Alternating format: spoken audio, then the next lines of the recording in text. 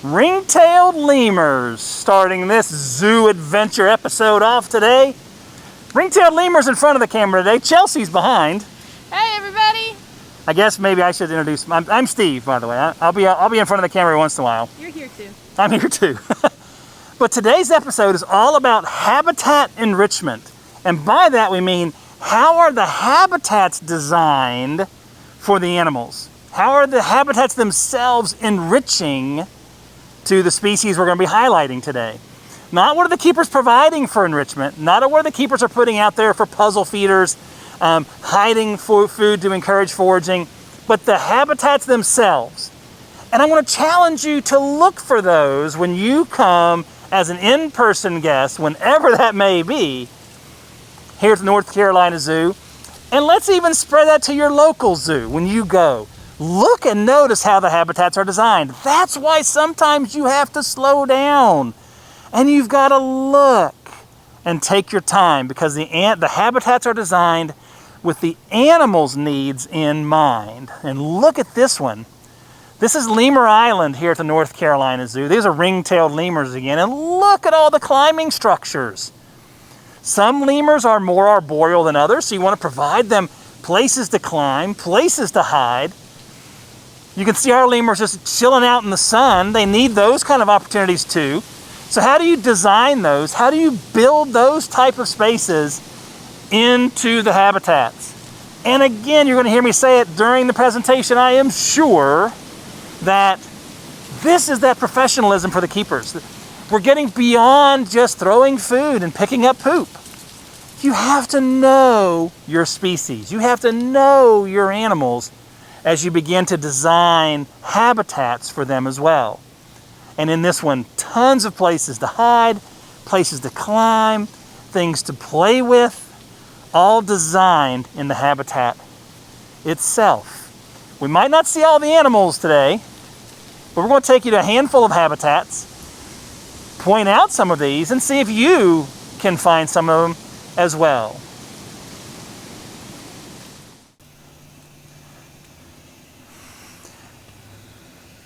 Digital friends, be quiet. We're observing a really interesting animal, the Canada goose. Maybe you've been lucky enough to see one before. We got lucky to catch him here today in the elephant habitat. You ever seen a Canada goose before, Chelsea? Never in my life. Never? How about this for a rare opportunity? So rare. Chelsea, the elephants are now. Do you know what the elephants are? I don't. It's now the Canada goose habitat. It's now the Canada goose habitat? So remember today we're talking about habitat design and how the habitats are built. We came up to elephant. I was a little surprised not to see all elephants out today. It's a pretty day. They might be doing, I see a lot of tracks in the space, so they might be doing some work in there right now with all the rain we've had. Oh my goodness, all the rain we've had. It's nothing like the ice that some of the other places, some of the other areas are experiencing. But man, we've had some serious rain here at the North Carolina Zoo in Asheboro, North Carolina. So they might be doing some work. We still wanted to share the space with you. And you can see some rhinos over there in the background. You can still see Tommy gazelles back there in the background. But the elephant space was designed with elephants in mind. There's a tremendous scratching tree. Now look at that. Chelsea's going to give you a really neat close-up. It looks like a tree, but it's not. That's concrete and rebar and metal designed to look like a tree. So it's another way to think about habitat enrichment, the space itself. And that was put in there for the elephants to use as a scratching tree. They'll rub on it, walk underneath of it, give themselves a nice scratch here and there. You see a lot of trees in the habitat. Those are there to provide that natural shade. Again, thinking about that for the animals. And then that wonderful water structure that the animals can actually submerge in. Have you guys ever seen that shot before of an elephant underwater here at the zoo? They can literally lay in there and get in there and be underwater, and all you'll see is their little snorkel, their little trunk sticking up out of the water. And you can imagine what it takes to design a space for an animal the size of an elephant. And space is another thing that this wonderful habitat has for our elephants. It's large, and it's actually 2 spaces, so they can have choice from one space or the other. If the keepers need to do something one space or another, or they want to put animals together in one side or another to change that social dynamic for the animals. Chelsea, I don't know about you, but I am so happy to not see a gray sky today. I know, it's a beautiful blue sky today. It really is here at Ashboro. I think today is, what, the 16th of February? 17th of February? 16th. 16th? 16th. 16th of February. We're taping this, remember. So people are there answering your questions. But this is what it looks like on the 16th of February in Ashboro, North Carolina, after days and days and days of cold, chilly rain. It is awesome to be outside. Elephant habitat.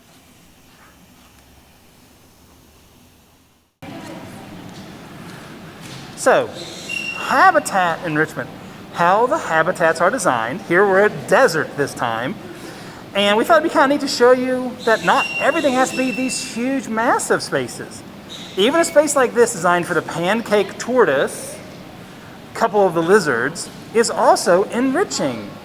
The size, so they can move around, is enriching. All of the places, the nooks and crannies they can hide in. Let's see if I can find one. I'm looking over Chelsea's shoulder. This episode is taped, so I know there's some folks there answering your questions as we speak, so shout them out if you have any. Can you see any places where the animals might hide? There's a lot, isn't there? So a lot went into designing this space. Remember, this is enrichment. I'm not even getting into the welfare side of things. We'll touch on that real quick. Can you show them this log where that pancake tortoise is? I mean, that's all kind of hidden as well, and maybe not necessarily habitat enrichment. The habitat wasn't designed, but it was designed to hide a heat lamp, maybe, or a UV lamp, maybe. So it's a different type of design that went in, and that's into the welfare side. But if we're focusing on like the habitat, the enrichment, how that enrichment is shared with the animals. I mean, look at this bladed lizard right here. He's just hanging out on top of this rock. Maybe it's a little warmer, maybe it's a little cooler, but another design feature that's always present. And that's what we're focusing on today in that enrichment. The keepers do an amazing job of putting enrichment in the habitats, challenging the animals to do things with their mind, challenging them to do things with their body. But the space itself is enriching. And we're inside the desert habitat, sharing that idea with you. There's one other thing we want to share with you in the desert. So hold on a second as we go over there. Ta-da! Here we are. And we're getting into desert habitat. We wanted to show you another space that's designed with the animals in mind. We're going to the nocturnal hall. Some spaces over here for the rattlesnakes, but this is what we wanted you guys to see. This is that dark space. Boy, as soon as it got dark, I started to whisper. Why did we do that? They don't care. But we're in a darker space now, and it's for the animals. So this is that enrichment. So even the entire hall was designed with that kind of enrichment in mind. And you guys have been here before with us. In this first space are the vampire bats. And I don't know how good your camera's going to be on that, Chelsea. Not terrible. Not terrible. So you can see the places where the bats can hang on to and hide and climb. There's some right here. I see some bats right here. You want to see them or not? I wonder if I put my camera. I know we don't do this all the time, but that's kind of a neat shot.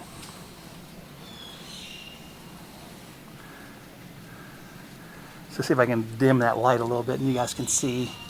Ready?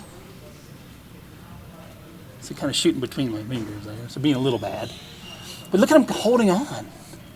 So the habitat was designed with that idea in mind. Places for the animals to, to hold on to. There's plenty of room for them to fly around.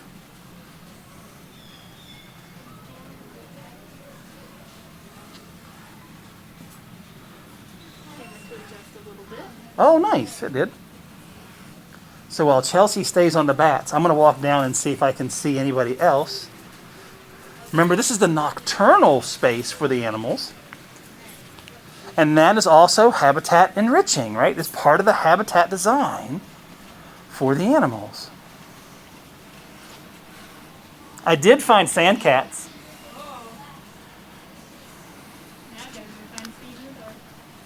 Dun, dun, dun. I'm over here, Chelsea. I'm over here, Chelsea.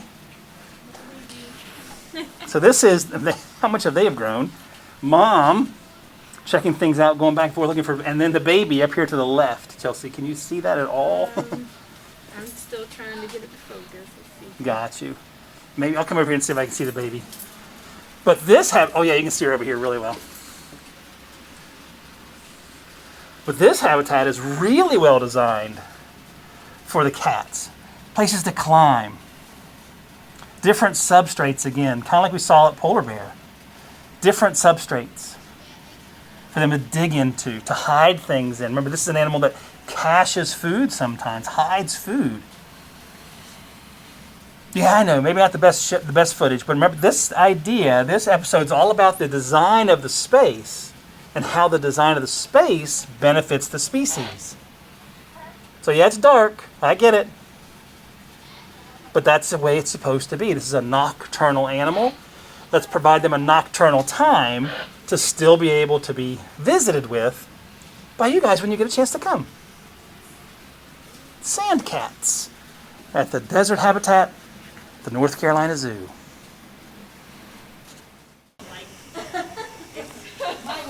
So we're at Rocky Coast, and we're coming from the Arctic water space. That's where a lot of people go to see the polar bears, but they stop, and they don't come down the path to this space.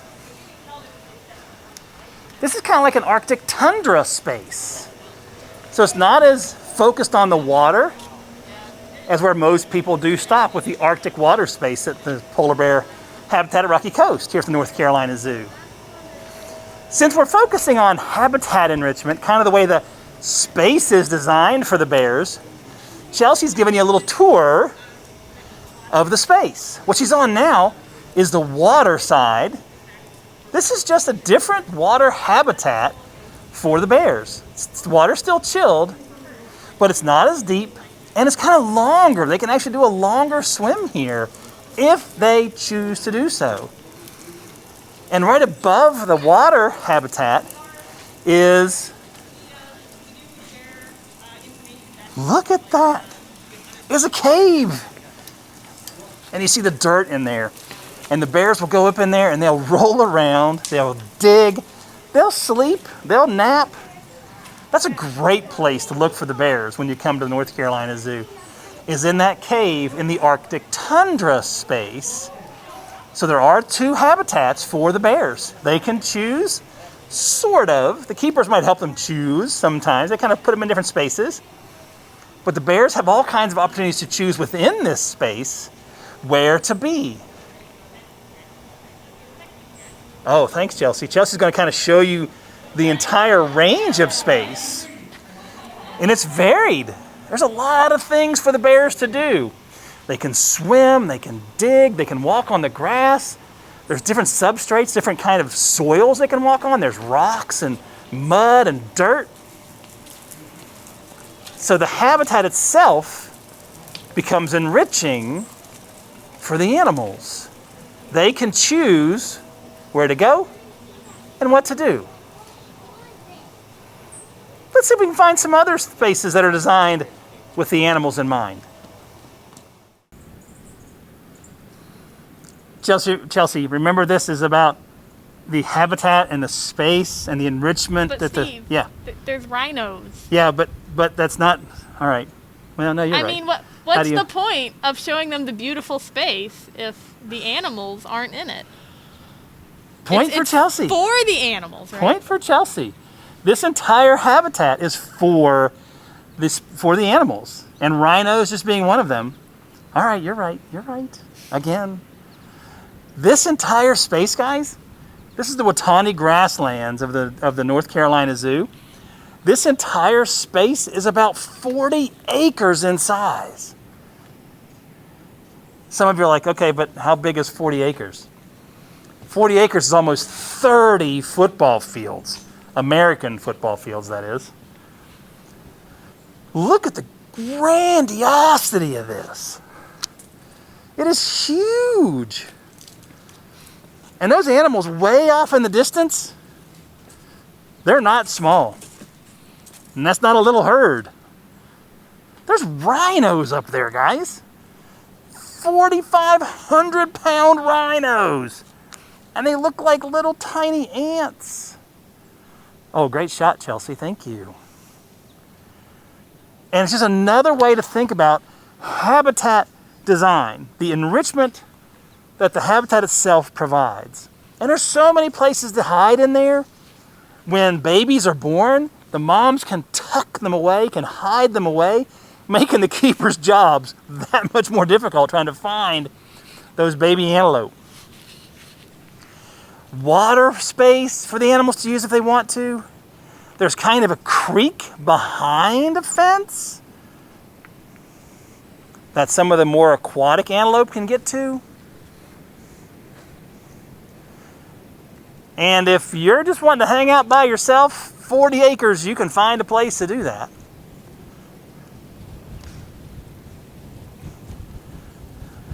But this is another one you just can't miss.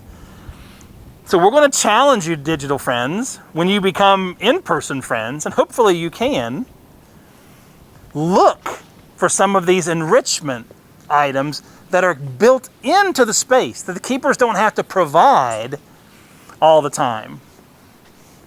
See if you can find some of these things that are designed for the animals to have them there all the time, so they don't need to look for them. I'm following Chelsea, and I think Chelsea's going to show you the rhinos one more time before we head off to another location. Enjoy a little rhino behind. All right, Chelsea, do me a favor. Focus on the mud. Glorious mud. The focus on that mud, glorious mud. And guys, digital friends, that mud is really important to them. It's not that the keepers and the horticulture staff aren't keeping up with the space. It's that the mud is good for the flamingos' feet. Right? How crazy is that? So this habitat, having the mud, is environmental enrichment. The habitat is designed with that in mind. And the animals are playing in the water. Can you show? Might as well show them that too. While they're in the water, taking a bath. So all the flamingos' needs are met in this habitat. We didn't want to leave without sharing this with you, because it's kind of neat to think about. This space, the flamingo's home, is designed with their needs in mind. So the habitat itself is enriching. Chelsea, Chelsea, Chelsea. What's the matter, Steve? Are you dreaming of summer waterfalls? Absolutely, it's cold. And it's so peaceful though, listen to it. It is. Shh.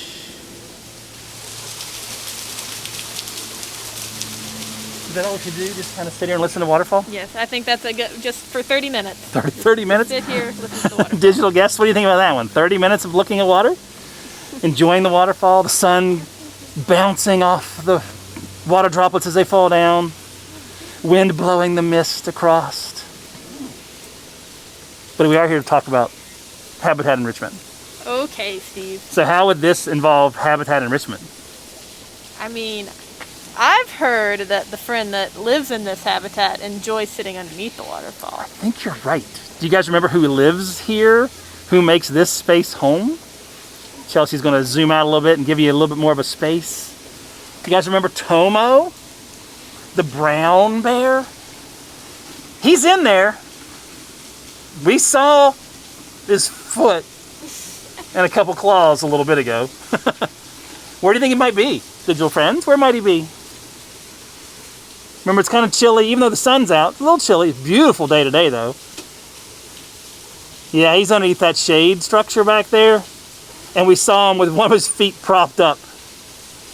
That's the shade structure he lives in. Remember, this is all about habitat enrichment. Designing the space for the animals. And the thoughtfulness that goes into that. So we thought it'd be kind of fun. You've seen it kind of sporadically. You've seen it with different episodes. You've seen it with different animals. But we're trying to put that all together for everybody to go, you know what? That North Carolina Zoo, they really do think about how they present the habitats to the animals, not just the enrichment they provide, not just the training that's done, but the spaces themselves. The animals' homes are designed with that in purpose. Can you show them kind of the water, Chelsea? Yeah. So you see the waterfall. It comes down to a little creek. And then it comes down into a pond, into a pool.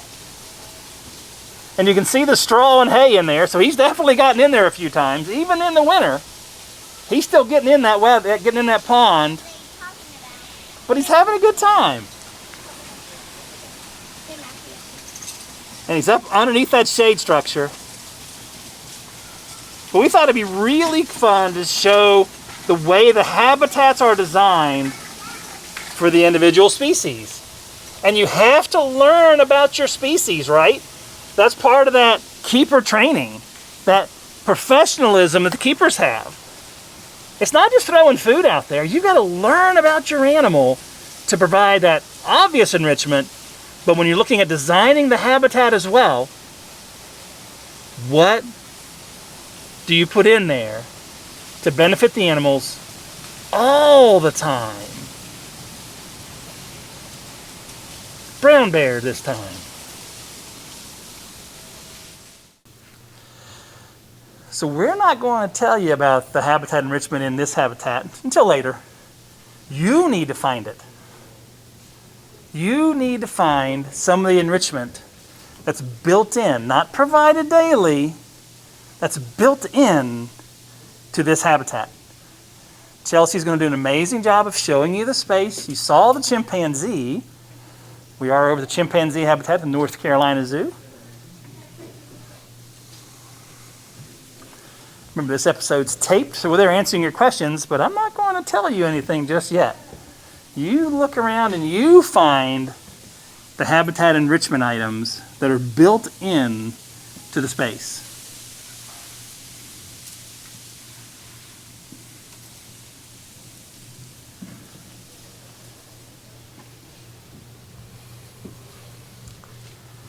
Habitat enrichment, those items that are here to challenge the animals, to do something physically, to do something mentally, to do something they might do in their natural homes.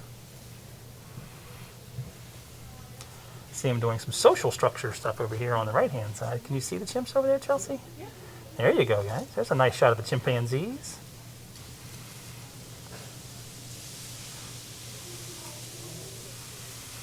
Hoping to do an episode. Oh, the baby's out. Sorry. I'm going to do the baby on another episode, but there you go. Look down to the right, Chelsea, a little bit. There you go. I guess we need to stay focused on our task at hand, though. Educator Chelsea. Okay. It's so Look hard. at the baby. Don't look at the baby now. So let's stop with the tree. I'll get out of the shadow there.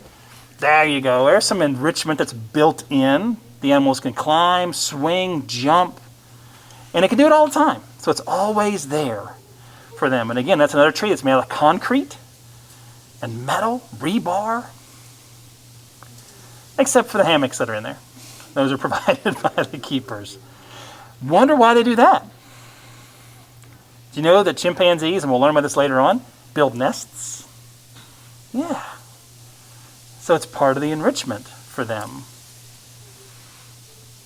At the chimpanzee habitat here at the zoo. He has a root ball. That's how the design is. Chelsea's going to show you a tree for shade. Maybe not so much right now. It is winter, of course.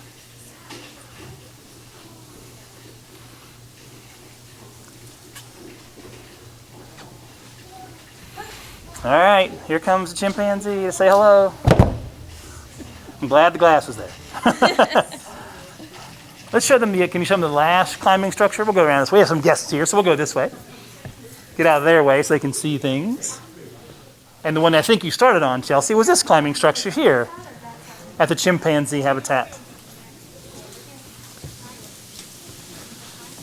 And I've seen them climb all the way to the top. Habitat enrichment at the North Carolina Zoo. The way the space is designed for the species that make that space home.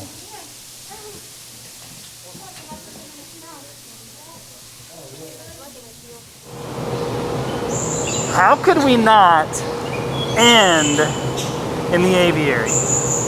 The aviary itself is so enriching. And listen.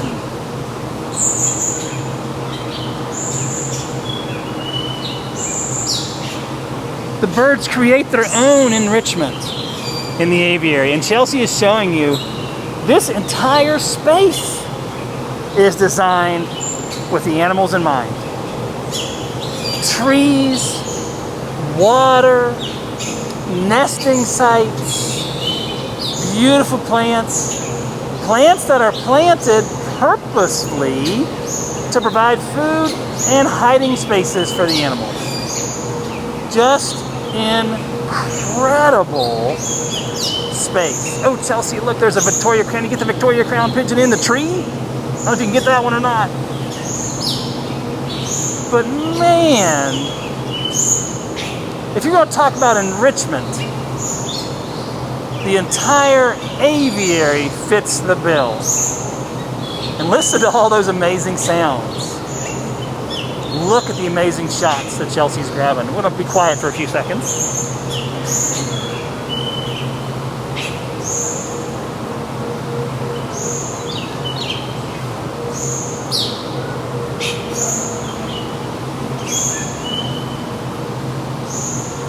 So thanks for sticking with us today on this little bit of a unique episode on ZooAdventures. We're with y'all on Mondays and Fridays around 10 o'clock. Today, Steve was sort of in the camera, mostly in front of the camera, mostly the habitats. Chelsea was grabbing those amazing pictures. Have a good day, everybody. Stay safe, everybody. Remember, the zoo is open. Time tickets. Make those reservations. And please bring your mask. Stay safe. We'll see you again soon. Bye, y'all.